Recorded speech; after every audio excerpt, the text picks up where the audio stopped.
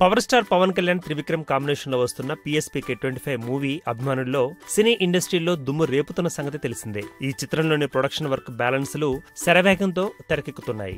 ఇప్పటికే కాటమరాయుడు బాక్సాఫీస్ ను గడగడలాడించి టాలీవుడ్ రికార్డులను బద్దలు కొట్టిన పవన్ కళ్యాణ్ తాజాగా PSPK 25 తో మరోసారి ప్రేక్షకుల ముందుకు రానున్నాడు. తాజాగా రాబోతున్న మూవీ పవన్ కళ్యాణ్ కెరీర్ లో 25వ చిత్రం కావడంతో అన్ని విషయాల్లో తగు జాగ్రత్తలు తీసుకుంటూ ఉన్నారు చిత్ర యూనిట్. దీంతో మరింత ప్రతిష్టాత్మకంగా సినిమాను తీర్చిదిద్దుతున్నారు. త్రివిక్రమ్ దర్శకత్వం వహిస్తున్న ఈ PSPK 25 చిత్రాన్ని అత్యంత జాగ్రత్తగా క్లాస్ మాస్ ప్రేక్షకులను అలరించేలా తెరకెక్కిస్తున్నట్టు సమాచారం.